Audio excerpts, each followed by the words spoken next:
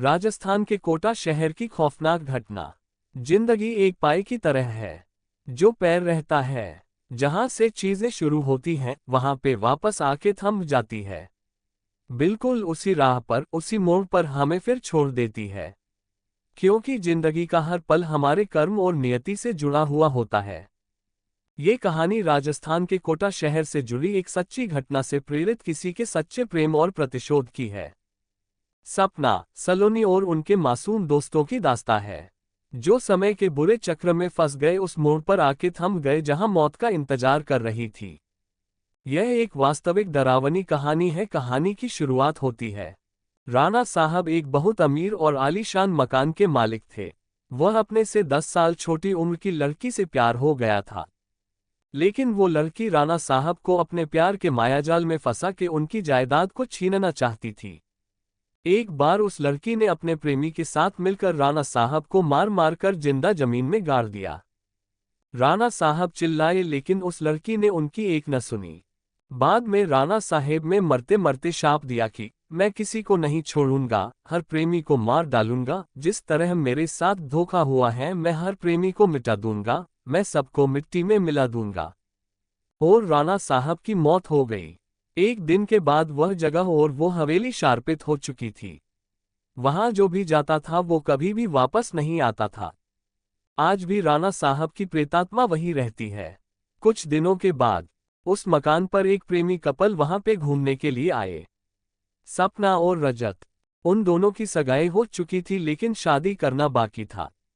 सपना अपने घर में किसी को कुछ बताए बिना रजत के साथ आई थी।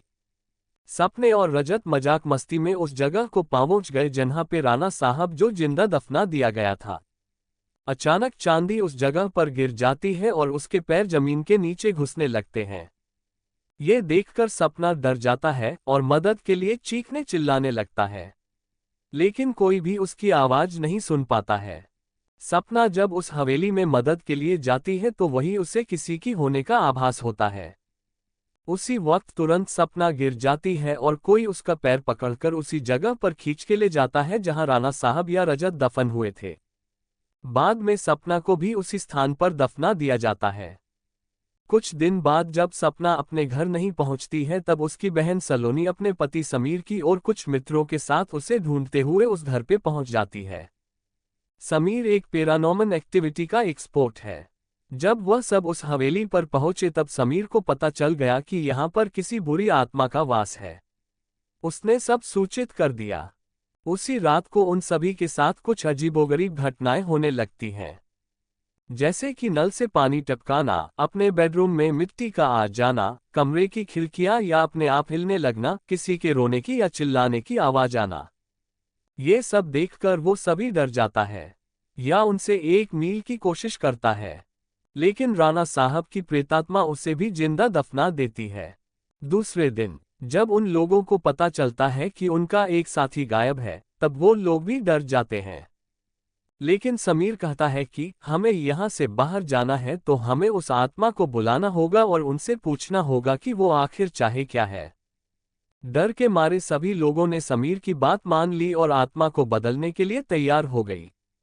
समीर ने एक कमरे में सारी तैयारियां कर ली और बताया कि जब तक हम आत्मा से पूरी जानकारी नहीं जान लेंगे तब तक कोई इस कमरे से बाहर नहीं होगा, और कुछ भी हो जाए कोई किसी का हाथ नहीं छोड़ेगा।